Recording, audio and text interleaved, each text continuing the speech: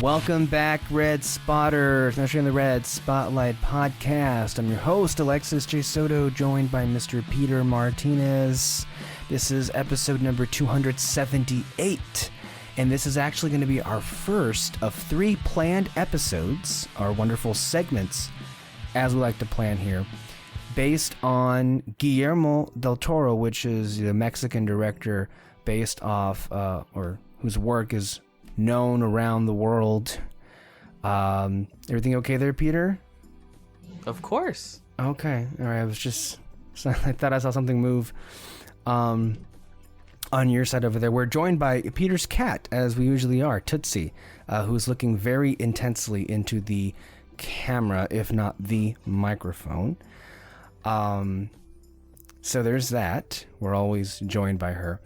So as we have, I believe, previously teased this series, this will be much in the vein as we did last year with Martin Scorsese's films, as you know, we call them the Scorsese Files, and we do a deep dive of basically the movies that we want to do.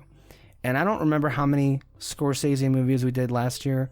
10 at least, right? At least that. And so there aren't as many films by Guillermo Del Toro, and we're talking about that he's personally directed, not including any of the large, I think, filmography of movies that he has lent his name as, you know, producing. There's a large variety of those, but he's we're only always currently attached to 10 projects, and you can guarantee none of them will get made. That's the running thing with him as well. So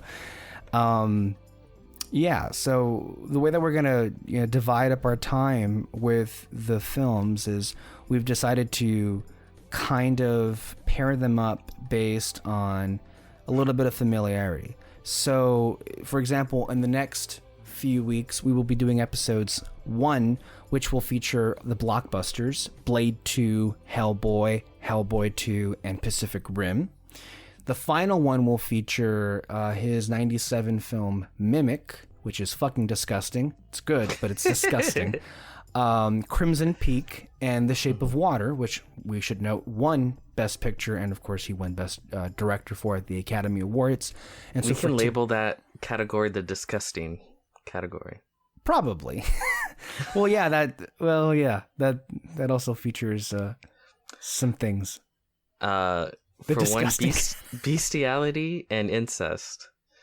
So, wow. Yeah. And so for today, the category that we have is his Spanish language fantasy, adult fairy tale fantasy films, as was packaged by Criterion. Go get yours today, if they even offer it. If not, subscribe to the Criterion channel to have access to it all. And that is Cronos, The Devil's Backbone, and Pan's Labyrinth, which, particularly with Pan's Labyrinth, really has come to encompass what Guillermo Del Toro is known around the world for his style and who he is. And I think these 3 films that we're going to discuss today are going to give us a real, I think, strong footing as to who this guy is, right? So like what we did with last year is with Scorsese's movies is while we talked about the individual films one at a time, we also got a bigger glimpse into who the person is behind the camera. As you know, you should be able to tell when you see a list of somebody's movies. And so I think throughout this process, we're going to be able to do just that. But before we get to the films, Peter, can we? And you may clarify this in a earlier episode, but just to do the proper introduction to Guillermo del Toro, talk about why you thought of him, to do this year. Also, some of your personal history with this director and all that. Guillermo del Toro. The reason why I for sure wanted to talk about his films is because he's fucking awesome. In layman's terms. He's great. What I really like about him is he is just bursting with childlike wonder. And you can see it in his films, you can see it in his interviews, you can see it in just everything about him. Mm-hmm. I remember, what was it? I think it was a director's roundtable. It was when The Shape of Water came out. You know how they do that sometimes with those magazines? I want to say where the they Hollywood have- Reporter does like a yearly roundtable with people. Yeah, and I think it was with directors, and they were going around saying like, if you could take one movie with you in a desert island or something like that, on a stranded island, and he chose Mad Max, and he's like, because it's entertaining. And I think he's and the interviewer, I still remember this because it's so funny. The interviewer asked him like, oh, if you could ask George Miller one thing, what would it be? And he was like, do you like me? Like, like it's, you hear him talk and he's like half genius poet, half 8-year-old, things go boom, explosion, monsters, fairies. And it's this just beautiful combination into this one man. And it just creates for some of the most beautiful storytelling and filmmaking out there possible. I love his films. And again, he hasn't made like a lot of films. I mean, what is it, 10 or more films? That is a lot, I guess, compared to most people. But, there's directors that sometimes crank out like a shit. You see like the films they've made and it's like 50 or something. Yeah. But he's kept it down to 10, but every one of his films I either absolutely love or find endlessly entertaining, or a combination of both. So yeah, he's just someone that I love so much. And what I also love about him, and I think I've basically pointed this out already, is just the magical wonder that he brings to his films. And I think it's really difficult to achieve, where I watch it and I feel like I'm in a fairy tale. Mm-hmm. Just to be whisked away through his storytelling is just, it's incredible. It's very difficult to do, and he pulls it off almost seamlessly. I love the guy. I think he's great. And I know were you introduced to him by me specifically? Because I know, or had you seen another one of his films? Because I know one of the probably our first ever to the table, I think it was, I gave you Pan's Labyrinth. Do you know when that year, what year that was recorded or when it was released? Was it before Out of the Shape of Water? Oh, for sure, it was before Shape of Water. Okay, yeah. then I think yeah. I believe I had been very familiar with the name, as I usually am in these cases, right? So I did know the name, but I didn't really know him, and I didn't really see anything by him. So I do want to say that Pan's Labyrinth was the initial introduction, and then I saw The Shape of Water. Okay. So again, in this case, for most of these movies that we'll be discussing on these files, this is my first time watching them. This is basically how it goes, right? Yeah. This is our dynamic at this point. Yeah. No, I mean, I have a long history. Yeah. I have the old eyes. I got the nostalgia. You have the fresh eyes. It Very makes for a yin-yang great going on. discussion, right? So you have the experience or the years of having enjoyed these, and then I can, bring whatever I can. And again, it also, I really appreciate being given the opportunity to, especially when we have like these themed blocks, whether it be on here or on Fantasy Fair on To the Table. I do appreciate being directed at an older film. I really enjoy those, So Well, as both you and me have talked about, like, there's a lot of shit out there that I want to watch. but just sort of getting the like motivation to be like, okay, I'm gonna watch this today or something. Like it's I don't know where to start. Like, should I watch this film? Oh no, maybe I should watch that or this. Just the motivation and the know-how where to start of the films that I haven't seen. When we do these themed things, whether it be by director or genre or whatever, it gives me the motivation to go like, okay, we're watching these. Perfect. Yeah. It lasers in on where to go. And I think it helps a lot. So yeah, Guillermo, you ready for this? Let's do it. All right. The first film we have is, which is his first, I think, feature film, correct? Yeah, I believe so, yes.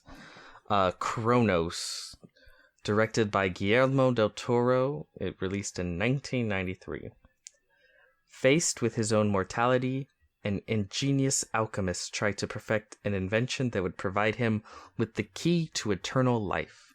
It was called the Cronos device. When he died more than 400 years later, he took the secrets of this remarkable device to the grave with him. Now, an elderly antiques dealer has found the hellish machine hidden in a statue and learns about its incredible powers. The more he uses the device, the younger he becomes, but nothing comes without a price.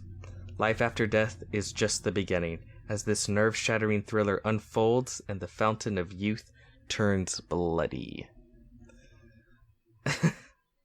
So, Cronos.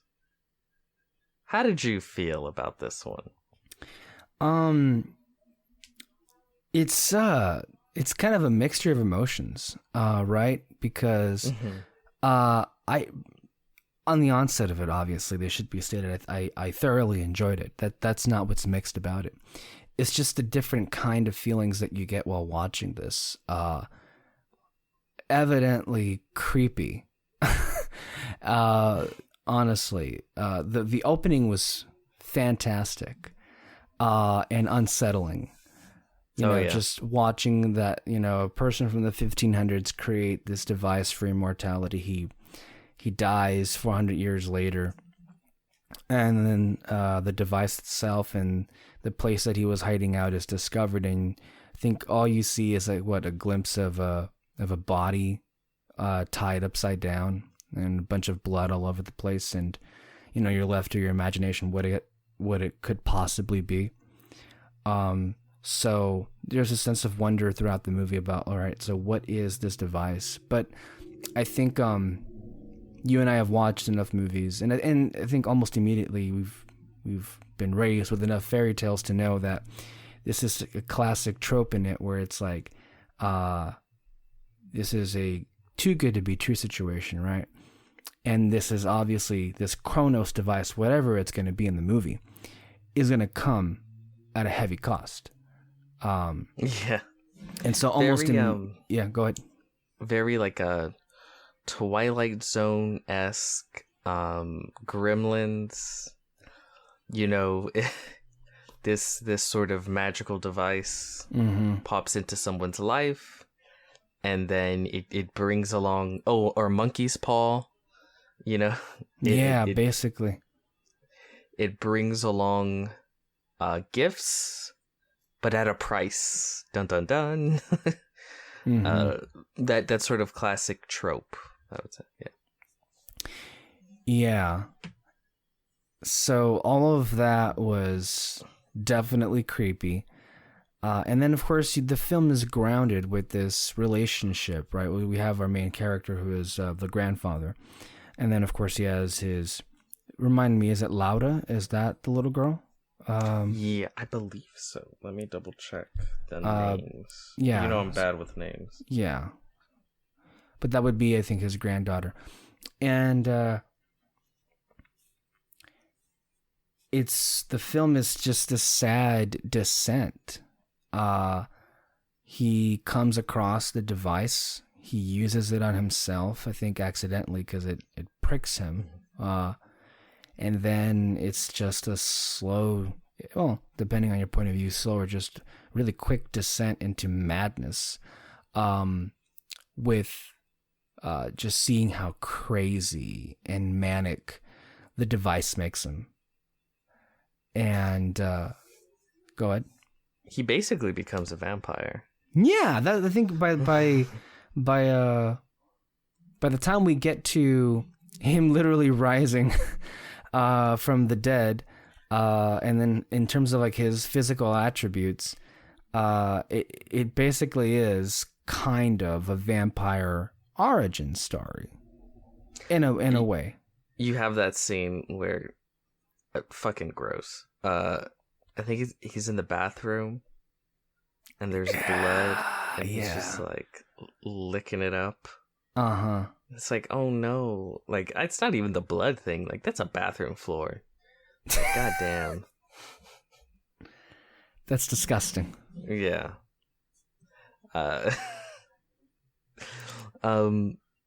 This is, I think, like a lot of Guillermo Del Toro's, it's a rather simple tale. Oh yeah. But I think the good thing with simple tales is it gives the story room to breathe. Mm-hmm.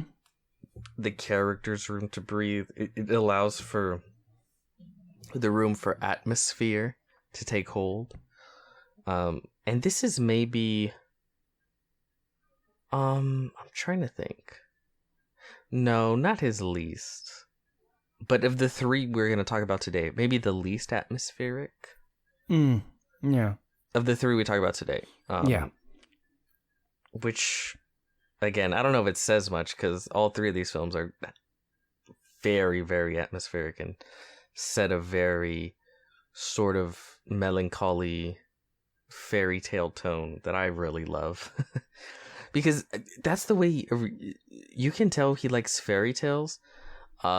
Not Disney versions, but like the original, like Brothers Grimm. Yeah. You know, fucked up fairy tales. That's sort of where he derives his inspiration from. And of course, ghost stories, because those sort of follow along the same track, as we have seen in our Ghostober Bootacular. Out now. Only $42.99 per episode. Or $74.99 for a bundle of all the episodes. Pay up, bitches.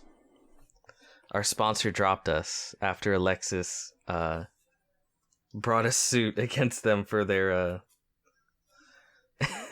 their slogan. Oh my god. No, but to me, I think what really sold me on the film just completely was the final shot. Do you remember the final shot? Yeah. So it's he's, I mean, my impression was that he was basically dying, right? He was dying on the bed, or was he coming back to life? See, again, I don't know. My belief, especially because like the sun was shining through, and I took it as sort of like vampire, like again, like veiled vampire story. I thought like death, maybe, possibly. But I could be misinterpreting it. But yeah, that's the way I kind of viewed it the first time I saw it. But it's just so beautiful and haunting. The imagery of the film throughout. This is kind of just hopping out of nowhere. But this, what's great is we talk a lot about here, and we talked about it a lot in our audio commentary of Dr. Sleep.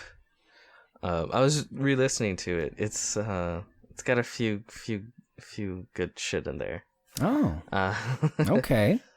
But we talked a lot about how directors that like to work with the same actors or actresses over and over, you know, and that makes sense, right? Directors, they want to be comfortable.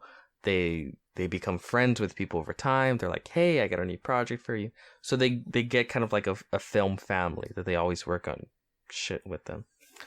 Ron Perlman was in this film. The great Ron Perlman. And I mean, he's a thug, you know. It's nothing. He's not playing the main character or anything, but it set the foundation for his rise to Hellboy fame later on with Guillermo, which I loved. Yeah. I'm trying to think. Hellboy was probably my introduction to Guillermo Del Toro. If I think about it, yeah, probably it had to be, because as a kid I loved Hellboy, and I know for a fact I didn't watch Pan's Labyrinth when I was young, because that shit would have traumatized the fuck out of me. I would have remembered. I'll tell you that. I would have remembered. And I never watched Cronos and The Devil's Backbone until the Criterion release. So when I purchased it, I watched all three, and I was like, oh fuck, shit's fire, yo. But no, I Cronos is really a great, simple fairy tale / Twilight Zone episode. Basically. Yeah. Yeah. That's kind of where we are. I really enjoy it. No, it's really... Again, really, of the three we talk about tonight... Yeah. Lowest... But that, again, it's only because the other two are so good, in my mind. Oh, well, yeah. Federico, I think Lupi. The main actor? Jesus Gris. The vampire, basically. He's great. And then the physical transformation, like when we get to the final sequences, is beautiful. I mean, it looks ugly. It's like your figure, your complexion is literally like going to shit. Like it's rotting, and then there's a new version of you that you have to peel off as what we find out the Cronos device works like. It's like a bug, basically.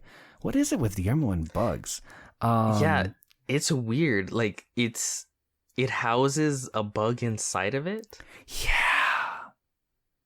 Which, again, leads me to think that alchemist didn't do shit. He just found a bug. What alchemy was involved? Yeah, you just found a fucking bug and then try to pass off like you did shit. You didn't do shit. You just trapped it in your little Cronos device. What bug? How does so the bug can live forever and ever? I think that's it, right? Like, maybe his alchemy... He did the alchemy to the bug, and then through the bug biting a human being, like it passes on its, I don't know. It passes on its living foreverness, I guess. But yeah, no, that's the sort of transformation. Again, it's visually very interesting, the way he chose to portray that whole like where you peel it away and then he's a different, younger person underneath. I thought it was really cool. I really like that. And yeah, fuck bugs. Stop it, Guillermo. Yeah, it's gonna be a recurring theme. But I mean, I think it does feel very icky and gross. So if that's part of the effect, I think that was very well and good. I was listening to some of the interviews that he was giving for Cronos. I think it was on the Criterion box that you very graciously lent to me. And he was saying a couple of things about Cronos, that the relationship between Jesus, and I do want to say that it is Aurora, not Laura. Sorry, Aurora. I was mistaken. Yeah. That the relationship that they had was basically a mirror for how he viewed the relationship that he had with his grandmother. Oh, that's interesting. Mm-hmm. But he didn't do it with the. He flipped it and made it the grandpa. Yeah. Oh, Yeah. Yeah, and just yeah, I think it's a simple tale, right? But I think it's also one that can't really be overstated in the way that, you know, we have a wonderful climax here where evidently like he chooses to die as himself rather than to live as something else, which I think is what the tale of it was. I'm not so sure. I think others were suggesting that he ended up living after, but I don't see how. yeah. If that was supposed to be the point, that wasn't what I got. No. And speaking of Ron Perlman, I think another one of the stories that I had listened to was that there was a situation where Ron Perlman's agent was telling him to get out of this project because the studio had not sent his paycheck and were not going to anytime soon. So Guillermo had to basically plead with Ron, and Guillermo gave Ron his word that at the end of the day he would be paid, you know, guarantee, and Ron didn't have to stay, and he stayed, and I think that was the beginning of their working relationship beyond, you know, just him being cast in this film. But that's how it started here on Cronos. Struggling artists. I also just found it interesting why Ron Perlman was even in this movie, because like a lot of it is Spanish language. He's white, right? Like yeah, like Perlman. Yeah, so it was like mostly everyone, like this is taking place in a country, wherever it is, where everyone's speaking Spanish language, except him. Yeah. I mean, I'm cool because I love Ron Perlman, but that is kind of funny that he's just kind of like well, I mean, American movies do that, right? Where it's like English, then you have the token character in the film that only speaks a foreign language. Mm-hmm. Like Katana.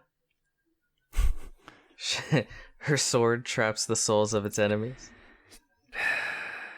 Yeah. Maybe that's what it was. Maybe. Not so sure.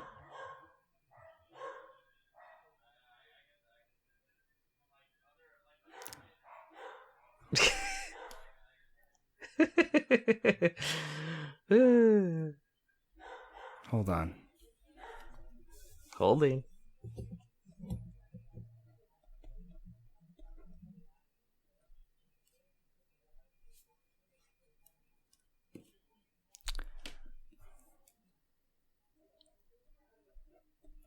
We can continue. Okay. Overall, I want to say I really enjoyed Cronos. I thought it was a really good movie, a wonderful debut, and I think it was very indicative of what was to come, especially with Devil's Backbone, and then even building further on that in Pan's Labyrinth. But overall, the performances were very good, and I also really enjoyed the musical score for Cronos. Oh yeah, it's really good too. Mm-hmm. Overall, a wonderful family film. Yeah. Maybe not the way that Americans think a wonderful family film is like, but someone out there would. All right. You want to talk about the next one? Let's do it. Devil's Backbone. All right. This one came out quite a while after Cronos in 2001. Mm-hmm. The Devil's Backbone. What is a ghost? Spain, 1939.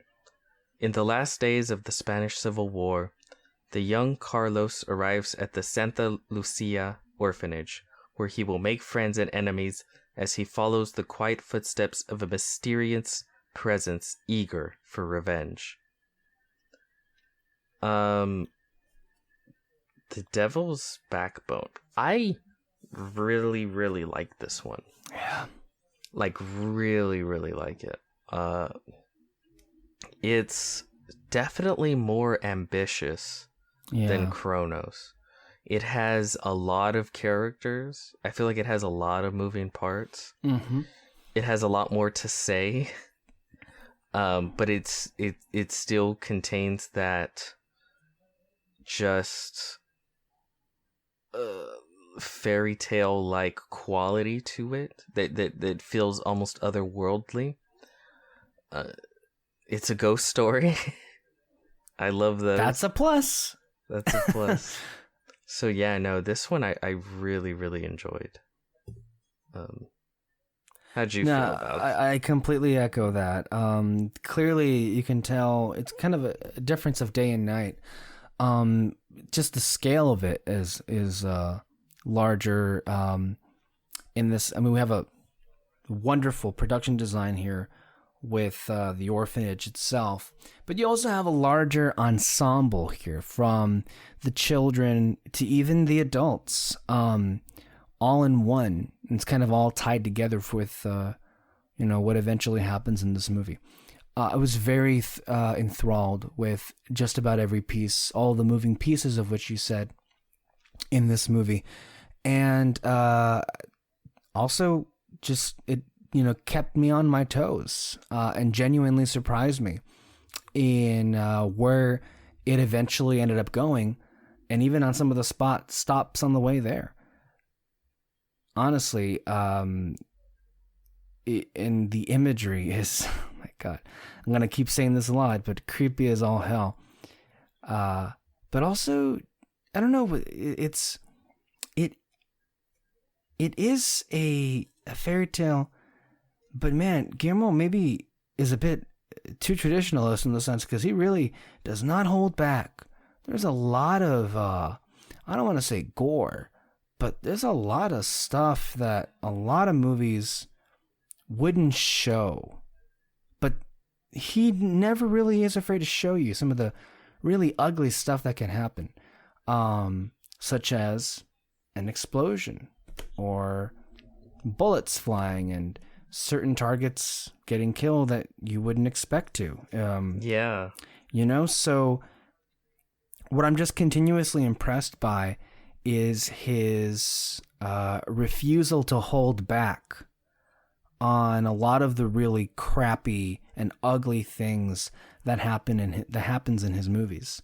And with this instance, I mean, we have a lot of turmoil happening, at the onset of, this is the closing of what they say here is the Spanish Civil War.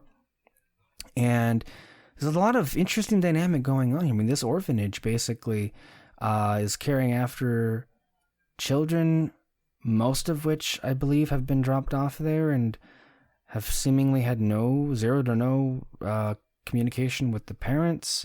The people who run that orphanage are on their last legs as well. They're kind of just holding out as long as they can, and they're also fearful for maybe being accused of being in league with some of the, I guess, rebels, renegades, whatever you want to call them.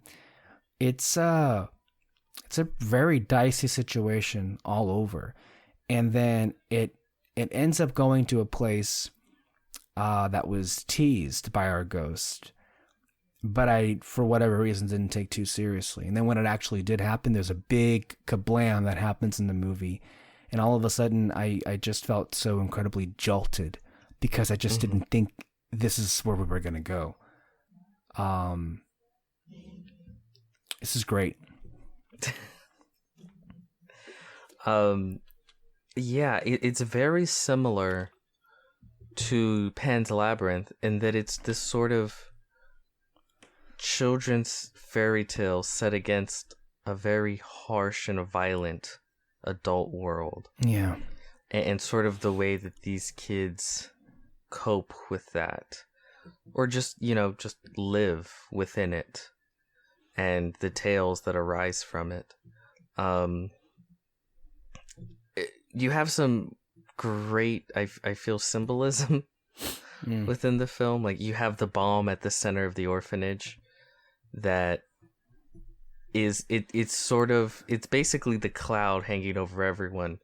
How it hasn't gone off, but it could. Yeah.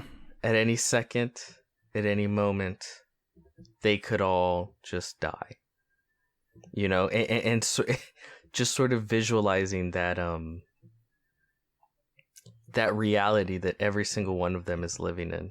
Yeah. And with that bomb, you have a ghost in this film, and again, visually, it's creepy, very well done.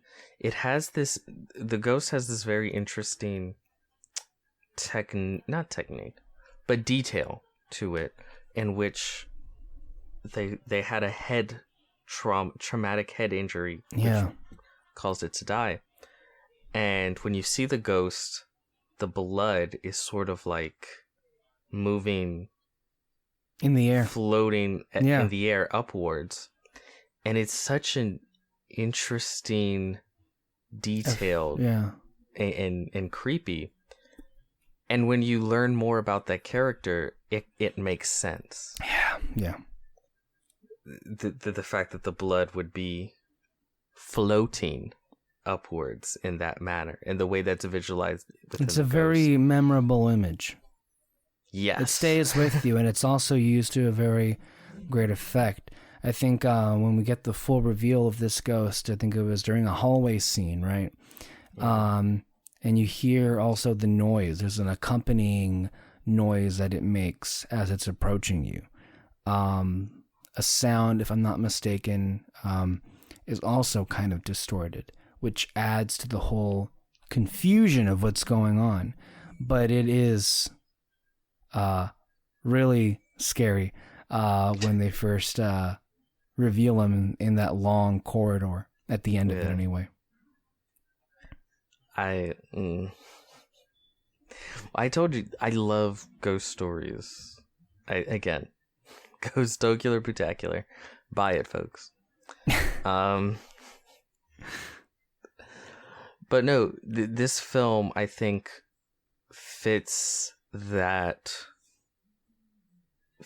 the best of the genre, in which the ghosts aren't necessarily these evil, violent entities that are hellbound and murdering everything about them. They are, or at least were, human. And their end, most likely tragic. They have wants and they have needs. And that makes them all the more terrifying because of it. What is different about this film than, I would say, Pan's Labyrinth, is that this film, there is emphasis laid upon the adult storylines that are going on. And I think Pan's Labyrinth was very hyper-focused on the young girl. Yeah. I forgot her name. But here, you do have the kids and everything that they're going through. But then you also have the adults that are running the orphanage. And the adults aren't that great at all. No. There's just a lot of interweaving. Again, I didn't expect the film to be this, I wouldn't say complicated, but to have this many sort of like interweaving character dynamics. Yeah. I gotta look at the thing because I am bad with names. Well, we have a lot of them, right? So, there is Carmen. Jacinto's the bad guy. Yes. Frederica Lupi is back. Right, as Dr. Casares. Carlos, who is our main kid here. And then Jamie, who kind of plays, I think, or Jaime maybe. Which one is Jacinto's wife? Conchita. Conchita. Was it his wife or was it his girlfriend? He knocked her up. That's all I know. Okay. Yeah, it was Conchita. Yeah. And so, like, you got, obviously he is with Conchita, who, while, Dr. Casares is pining over Carmen, but secretly, what's his name? Is Jacinto's out there. Carmen have a little thing going on, but Jacinto's also after that gold, which puts everyone in danger, and the kids are seeing fucking ghosts, and there's a war going on, and they could all die at any minute. It's a lot. It's a lot. It's a lot. And again, I feel like Guillermo really knows how to tie a movie together. It seems that way, right? Because similarly to with the last one, Cronos, the final shot really sells it for me. Because again, it really does feel almost surreal because it's like this vast desert, and then the orphanage is just in the middle of it, and they're sort of everyone's just sort of tied to this place, like ghosts tied to a haunted house, you would say. And sort of that final shot of the orphans walking out into the desert, into God knows where, because of the war. And you have sort of the dead watch them go.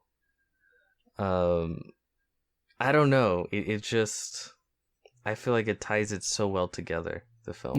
Yeah. It's almost like a haunted house I feel a little bit. Yeah. Or maybe a haunting a blind manor kind of situation. A little ghosts bit, yeah. are a little bit, in that area. Again, across the board, it should be said. I mean, look, this is wonderfully staged.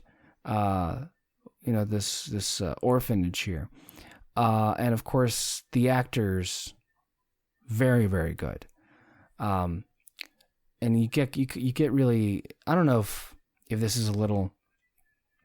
I don't consider this a knock at all, but when you're talking about the inner complexities of all of these different relationships, like what you just mentioned with like Carmen and Jacinto, and then Conchita and Cáceres, it almost sounds like you're describing a telenovela soap opera, with this person's cheating on that person, but they're with this person. Meanwhile, this person is being pined after that person. But it is all very. It's introduced in a way where you're kind of like startled, but you're also just interested. All right, where is this going to go ultimately, right? And then we also have the children, right, that we're here, and that is with Carlos, who's just, we see a lot of the movie from his perspective. He's just dumped off at this place. Yeah. It really is that sort of just dropped into this crazy ass situation, and he has to get acquainted with the way everything's been going. You know what I mean? Like, there's obviously history to this place. And he slowly, from his perspective, the rest of the audience peels away what that history is. It's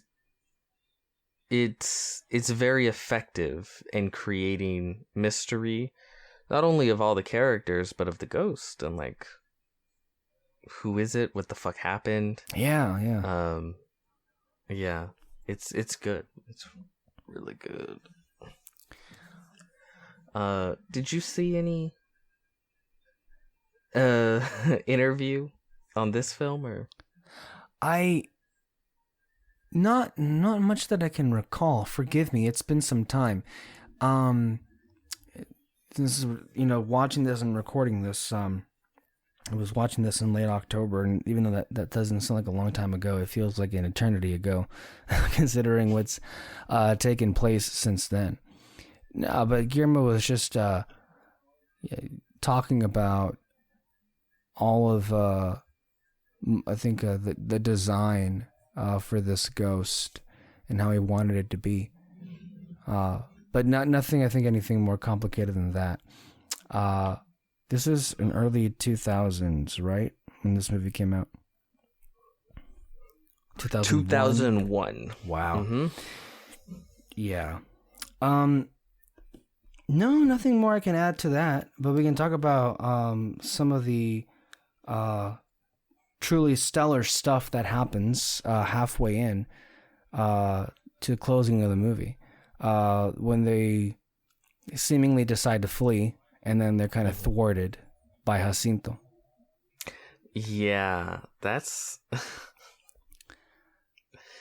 The movie really just fucking figuratively and literally blows up in that second half. Yeah. Shit just starts hitting the fan. Yeah. It's like, whoa, I thought this was a quiet ghost movie.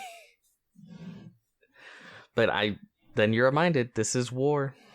These are desperate people.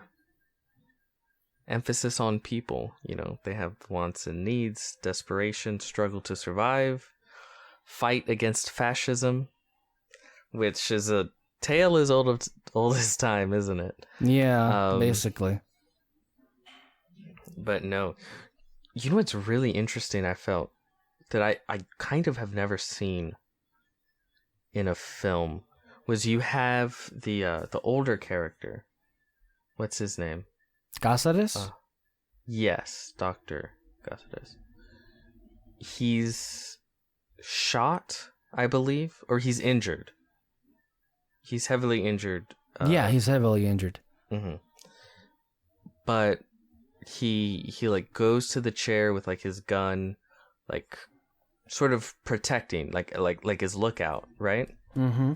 And then he just sort of bleeds to death. Yeah. He just dies. Yeah. Right? Like there's not this like big moment before it happens or any of this. I thought like, oh, he survived, like that, because any other movie during that, when he first gets injured, he dies immediately and then that's it. Mm-hmm. Or he survives and then he survives for the rest of the film, at least. Or at least until someone definitively murders him or kills him, stabs him, shoots him, whatever. But no, it's just this very just nonchalant. He's injured and he's there. He seems well enough defending with his gun, and then he just dies sometime later. It's very real world, and in that way, it's like terrifying. You know what I mean? Mm-hmm. Like this isn't, even though it's this sort of Spanish Civil War fable with ghosts and all that, the consequences feel very real world. Yeah. The way they clash, and that choice for him to die in that way really stood out to me. I felt when I saw it, and I found it really interesting. Well, I mean, it also stood out in terms of other people, how they died. I mean, talk about explosions, like holy shit. I had a feeling like when they first were kicking Jacinto out, this isn't over, is it? I thought to myself. And then as they were, preparing to go on the road and leave this place, basically he sets fire to it.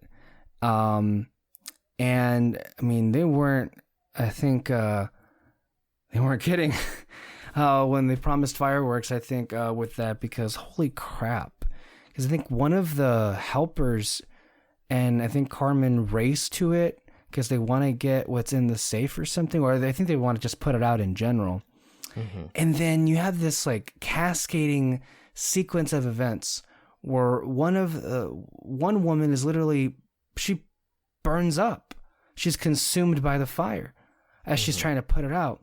And then this massive explosion, which I mean, I don't remember how many, but it killed a lot of people, including you. And you see like children's bodies, like literally bursting up and down because of an explosion. And I'm pretty sure a lot of them you see just dead lying on the ground. This film doesn't hold back, like, at all.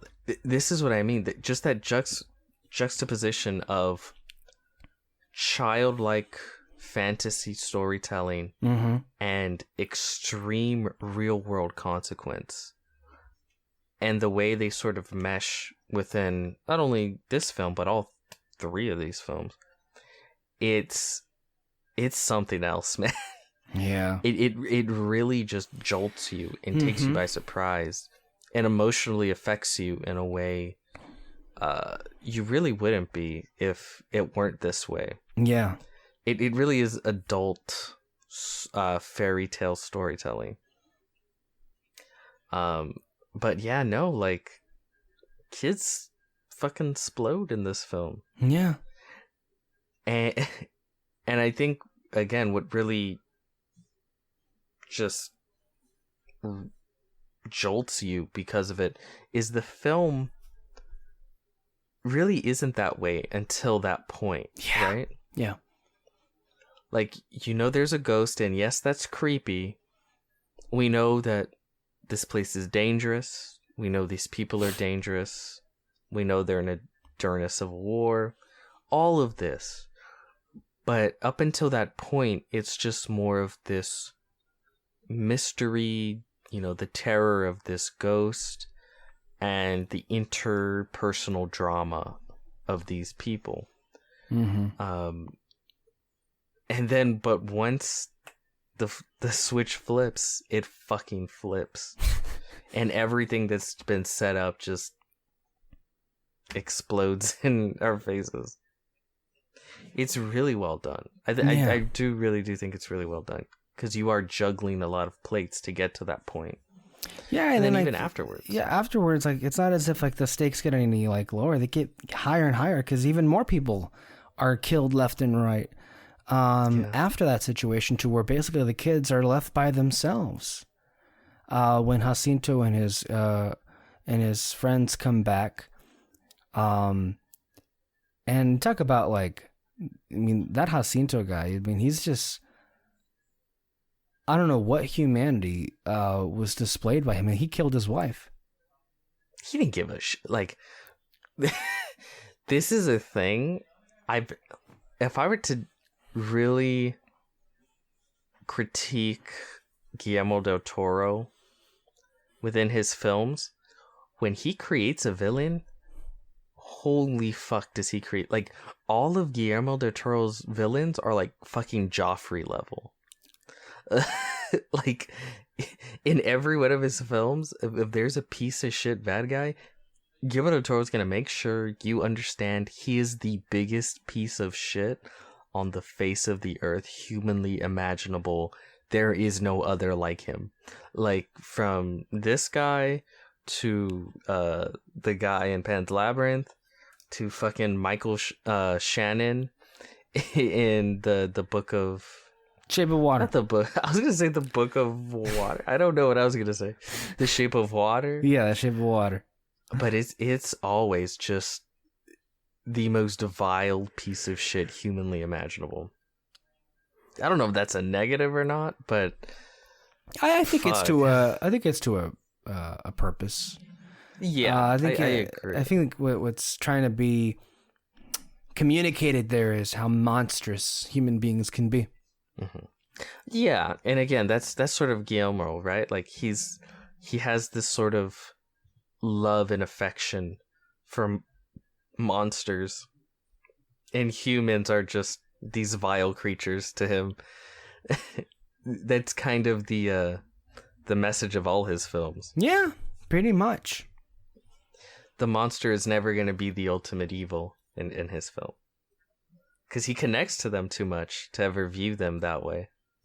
Which is what happens here on the other side. with what was the kid's name? Ultimately, is it Santi, who is the kid that was killed, and then he becomes the ghost. Because then Yes. the revelation is that Jacinto also killed He's Santi. killing It's everyone. like, holy crap, man. What a terrible, terrible person. Clearly, obviously, as we've been discussing. But with the whole revelation of that, then we see the stage of a comeback. So, I mean, Jacinto comes back for the gold. That's not anything new here. And again, you even hear the conversations about what, oh yeah, we're going to kill the kids afterward. Like, just no remorse whatsoever. Just, yeah, we're just going to kill them.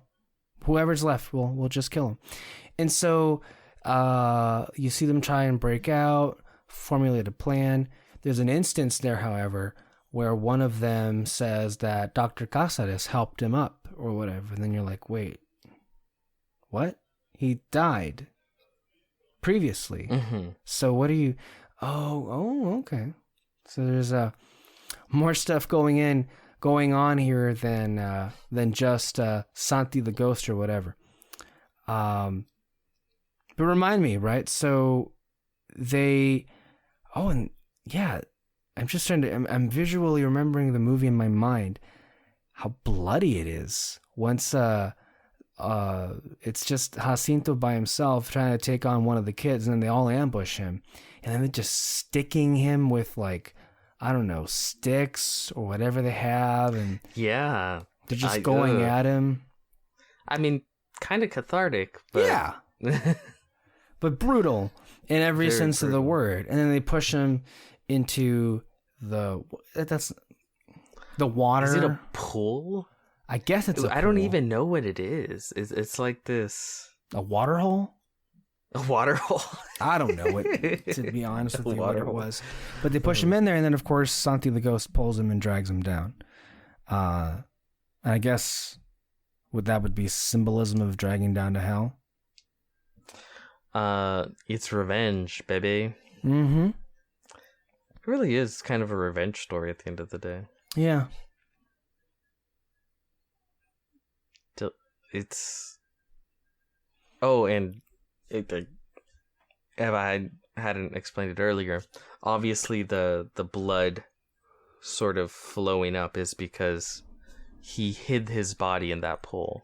Wasn't that what happened? Yes. Mm-hmm.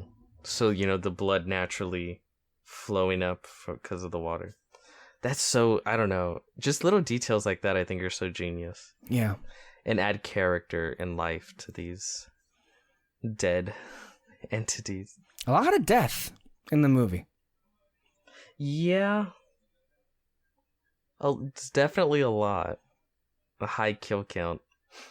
But at the end, I don't think, despite how all of these movies end, I don't feel like any of these films are depressing. No, not at all. Not at all.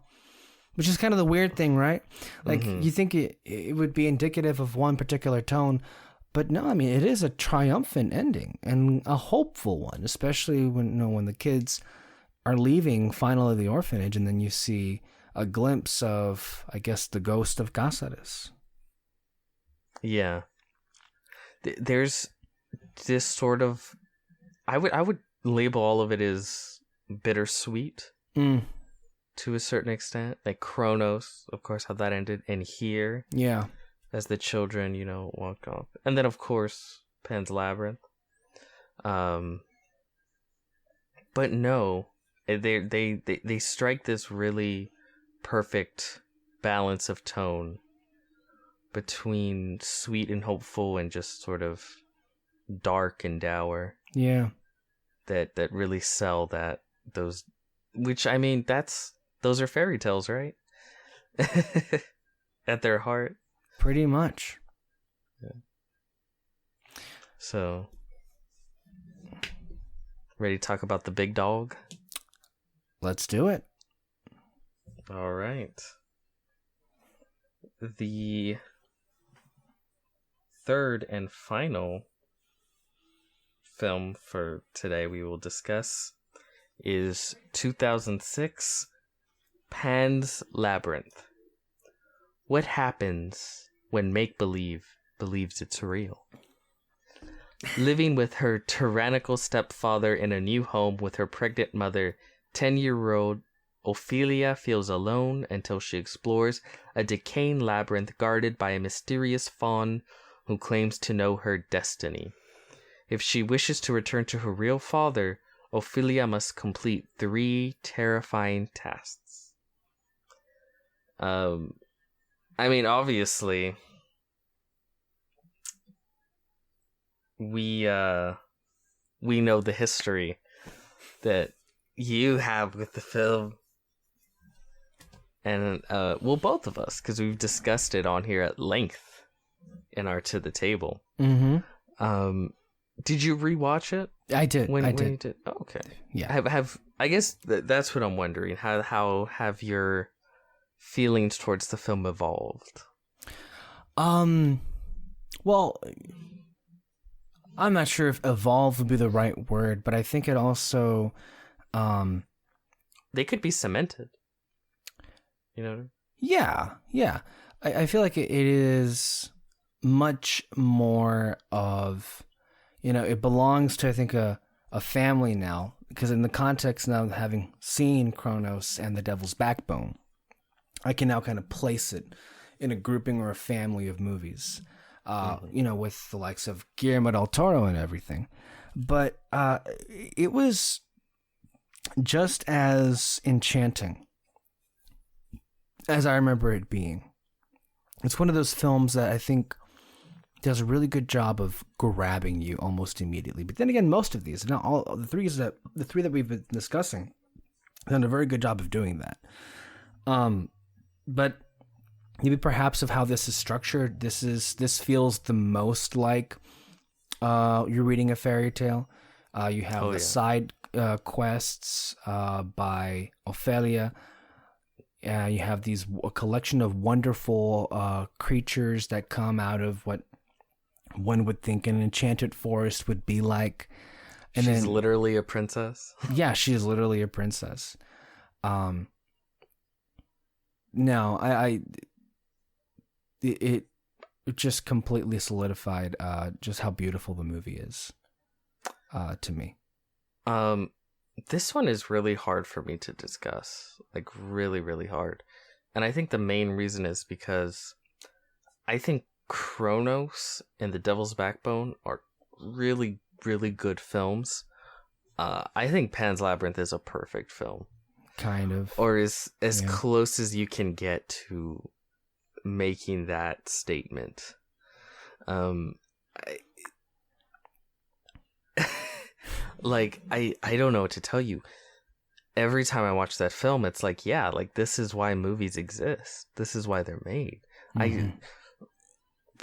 Pan's Labyrinth is easily top 10 my favorite films of all time. Wow. All time. Easily. Wow. Easily. Maybe top 5. I've never sat down and actually done a top 10 of all time list. But I just know, just with how much I adore this film. It's that's the thing. It's so hard for me. Like, it's really easy to talk about things you don't like, or things you would change or fix or move around, or just. But when you experience a film that's just so perfect in my eyes, all I really do is just sort of sit back and experience it. Mm-hmm. It's the greatest feeling in the world to just watch what you personally feel as a perfect film and just let the film wash over you. But to maybe get more specific, the score, that main theme just fucking kills me every time. Like da da da da da da. Yeah. Like it's so perfect to me. I love it so much. The creature designs, holy shit. Like they really are legendary. Yeah. The skinny man. I forgot the faun? His official name. No, not the faun. The fucking This guy. that horrendous thing. Yes. Oh, that demon. You're talking about the creature with like the fucking eyeballs that he puts in his palms and eats babies. Holy crap! That was one of the more striking ones I remember. From watching this, it's just like, wow, that literally looks like something hell would create. Like, to me, that's like an all-time great creature design. Yeah. Like, it is terrifying. And again, it's the way it's surrounded by this. It's so pitch perfect fairy tale, surrounded by this beautiful, lavish, sort of room and dining room with all this food. And it's like, but you can't eat anything. If you break the rules, it'll come for you. And then, of course, the girl breaks the rules. But talking about the fawn is great. Yeah. That design, oh my god. And the way it's acted, of course, Doug Jones. I'm pretty sure that's not his voice. No, I don't believe it is. But the mannerisms, because it's so, in a moment it could be like this loving creature, and the next it could be like the most threatening thing ever. Yeah. And the way it just it was used beautifully in the sequence where he was basically he found out about Ophelia getting some of the food, and then some of the fairies ended up getting eaten, and just like that, he switched from like sweetness to fury, and it was terrifying. And the way that character is able to just effortlessly, move back and forth through those two emotions, or to cause the audience those two emotions, it's so well done. It's like a well-trained tiger.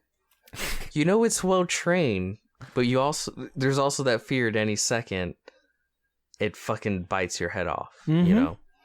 It's really good. The fight against fascism is at the backdrop of this film. It apparently needs to be the backdrop of every film, because some people just don't get the fucking memo. Right?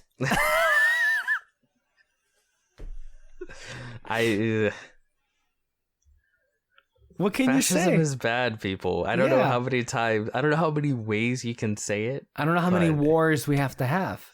Yeah. That's another. That was our last podcast. But this one.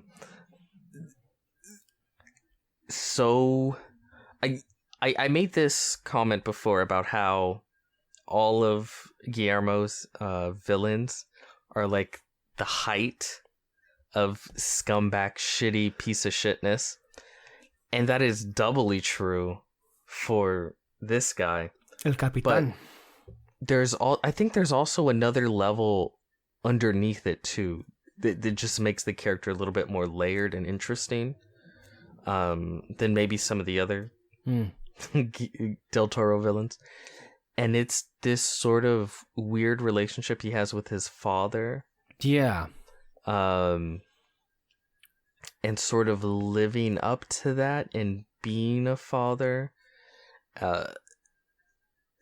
It's not fully like delved into, but there's several scenes in which it's explored that just makes him a little bit more than, one-dimensional.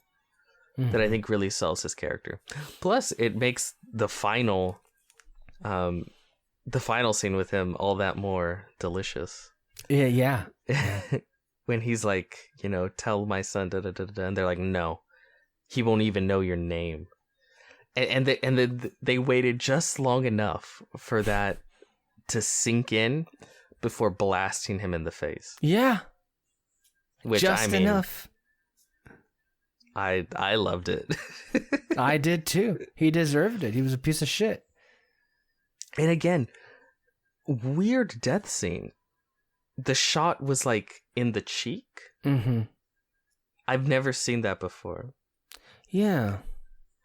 Guillermo, when he does a lot of these death scenes, he's it's not like they're over the top creative, but they're just sort of off in ways I've kind of never seen before, not regularly. They adds, I think it adds a level of realism to it that's brings the whole thing home for me. The lead actress, of course, is great. What's her name? Marisa Paredes. Marisa. Thank you. Marisa Paredes. No, excuse me. That's the wrong. I'm still on. I'm still on Devil's Backbone. I'm sorry. Okay. We're talking about Ophelia on Pan's Labyrinth. Ivana Baquero as Ophelia. No, she's great. Look, with a lot of these movies, especially the ones we've been talking about, particularly with Pan's Labyrinth, you need an amazing actor, child actor, to carry this movie. And you have to make us like her in order for us to even care about what she's going through. And I just feel like she comes off as, almost immediately, she's portrayed as a very misunderstood child. Mm-hmm. Kind of alone, really. Yeah, and of course it's also this sort of similar to the Devil's Backbone, children and living through this period of unspeakable horror, and the tales that emerge from that. And with this one, you wonder, how much is real and how much is her coping. The first time we had this discussion, in your mind, it was 100% real. The everything about it. Yeah. I love just leaving it up in the air. I don't come down hard on either side, how real any of it was, but I think it works best up in the air. And again, just the final line of like, what was it? Oh, I remember finding it so moving the first time. It was like, you still see traces of her here in this world if you're able to look, or something like that. Yeah, something like that. Yeah. Oh, it's so well done. When we had this conversation last, was that so you weren't falling on one side or the other about if the fairy tale aspect was, if you accepted that at face value? Was there a point where you just thought, oh, that's just her 100% coping mechanism and not actually what's happening? The point at which I thought maybe this is real was when they find that weird fucking... Oh, because the fawn was like... They gave it like a baby root. Yeah. And like put it in milk and put it under the mother's bed. And they later find it. And it's a baby fucking root. And the mom's like, what the fuck? Or I don't know who found it. And then they throw it in the fire or some shit. The captain found it, and then like he showed the mom, and then the mom threw it in the pit.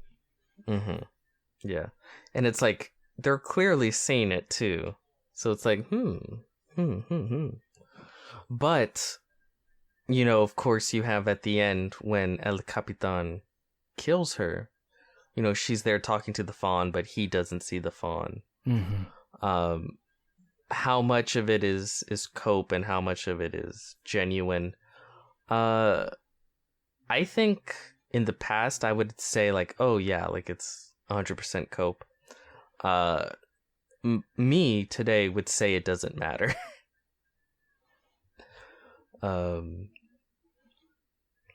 But yeah. I want to say that as was, I believe, my original I think the way I originally took the movie, and then as I am now, having watched it a few years later, I take it entirely on face value. I just choose to look at it through that lens. I guess I was thinking to myself toward the end, like, how this could go in the other direction or not. But I agree. It is, I think, kind of an interesting way because there isn't too much one way or the other. It can be, I feel, properly explored and debated one way or the other. But I guess, as I think you said once, I think it shows who you are and how you choose to see the ending of this movie. Would you rather see the girl, Ophelia, die in cold blood in a tragic, which, I mean, this is not, that isn't to suggest in any way whatsoever that you're a cold-blooded person if that's how you choose to see the ending of this movie. That's not at all what I'm saying. It just means that you like tragic endings and they're stronger and more fitting, and that definitely is true in that case. Or you're much more optimistic and hopeful in nature, and then you are much more inclined to believe that Ophelia became Moana. It's funny how Moana. I know, right? Was Moana a thing when we first reviewed this movie? No. We for sure would have made jokes. I feel like we would, and we didn't. Yeah. So it was not a thing. No, I don't think it was either. But yeah, and then she was reunited with her family in the land far away and whatever. No, but it is a perfectly crafted movie, and just about that sense and how you present it, and does not ever fail at sucking you in. I hadn't seen it in a couple of years, as I mentioned previously, and I couldn't take my eyes off of it. I was just completely in the movie, just completely into all of this, and there's so much going on in terms of, I guess, a little bit of eye candy with the wonderful creatures, the worlds that we visit. And then, of course, you have the serious stuff that happens with the war and the battles and the murder, which also can be quite horrific as well. There's torture scenes. Oh, yeah. Bad fucking torture scenes. I forgot that he split that guy's hand open and then shot the doctor. It was one of the biggest, like, fuck you moments. So he literally shoots the doctor in the back right before they tell him that his wife needs a doctor. Yeah. It's going into labor. Or when Mercedes cuts him in the lip. Oh yeah. Again, that's it. It's a. I don't know what it is about Guillermo Del Toro violence. It's simple, but unique in its I don't know, because again, that's a very different kind of cut. Like it's and then when he was sewing it back himself. No. But it's going back to a little bit of the pessimist or optimist. I think one of the reasons why I would usually tend to view it as her, her coping with the world around her is because I don't know, I just know the world I live in. I know, children, what happens to her has happened to so many children. Yeah. Children do die in war. Like, this might be kind of a weird thing, but I think of like Anne Frank, Yeah. Like that was a real story. That was a real person. She was a real human being. Yeah. And she died in a death camp at like 15. And there was no, magical savior or escape to another world. It's the real world is fucked up. And I kind of feel guilty to ignore that fact. Yeah. It is a very hard topic to discuss. I mean, and we mentioned it with Devil's Backbone, about all these kids, literally their bodies, being blown off the screen. And then we have here, it's just shocking because you're just not used to seeing it on film. Like killing children is just one of those things that you don't do. It's right up there with killing dogs, right? Remember when we were watching Halloween 2018 and Michael Myers killed a kid, which is the first time that's ever happened. And not something you just see because I think it's one of those unspoken things that you just aren't supposed to do because why would you go there, And he didn't kill the baby though, which I think is funny that they didn't have him cross that line. That's interesting. You remember, like he just kind of looks at it. And honestly, in my mind, he would have killed the baby. But I think at that point you would have lost the audience. Yeah. But it is something, just to see a kid die like that. What was that? There was a movie we were recently discussing. I feel I wanted to bring it up, and then I lost my train of thought about what movie I was going to use as an example. But the point of all of this is that I am just so used to seeing a lot of wonderful works by a great variety of directors that wouldn't dare cross this line. And I think this shows Guillermo, and this again, it's not because Guillermo wants or like in any way should be interpreted as like he has a fetish for watching kids die. No, like he's just reminding us of the true horrors of this world. And again, goes hand in hand with how monstrous he chooses to portray human beings. Mm-hmm. And I feel we need a reminder. We need a lot more reminders of the atrocities that we as a species have committed and the horrors that we're capable of doing, that we have done and can still do. And it really just makes you wonder the childhood he had. Because holy crap, he is committed to showing all kinds of humanity. The humanity that is loving and kind and sweet, but then also just flat out evil. Mm-hmm.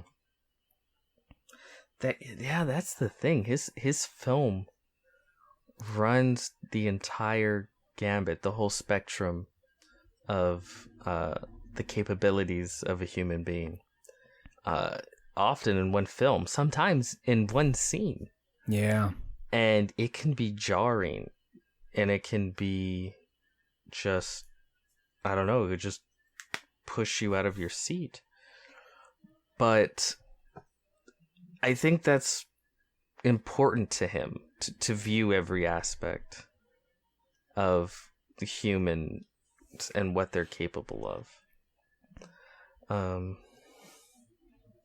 Yeah, I love it. And again, fascism bad, guys. Yeah. For the millionth time. Fascism bad. If you take anything from a Guillermo Del Toro film, it's fascism bad. Hellboy 2, The Golden Army, fascism bad.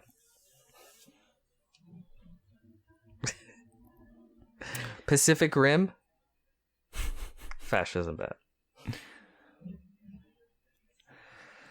Well, yeah, I don't know what much there is left to be said. And so I think we're going to end it here. But I want to thank you all for listening.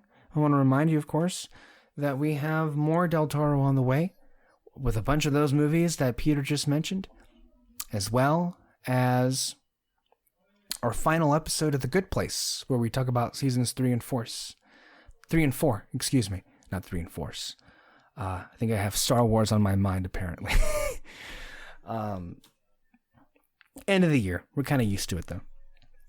Oh, yeah. With Star Wars and everything. So, hope that our words can make people more open to Del Toro's movies and his works. They're not typical. They're not usual. They're not common. And I think that's why we're beginning to see, anyway, what a treasure he really is. He sees the world through a specific lens, and these movies will make you feel, I think, at least I can definitely say for myself with Cronos, Devil's Backbone, and Pan's Labyrinth, they do make me feel unlike any other movie I've ever seen. And that is, I think, truly something special and not ordinary, and would encourage everyone to go out and listen to. So thank you all for listening here. Thank you, Peter, for being here and enlightening us with the gospel, as it were, of Del Toro. And keep it here under the spotlight with more episodes of Del Toro, The Good Place, as well as the Muppets Month on the Fantasy Fair podcast with Kyle Lira. So much as we propel to the end of the year. Hopefully in December we'll have some more awards films to talk about, and we'll finally get to, see if we make it out of 2020 alive. I can't wait to find out. To see what. Stay tuned. Yes, stay tuned. Who lives? Who dies? Who tells your story? All right. Catch you guys next time. Bye-bye.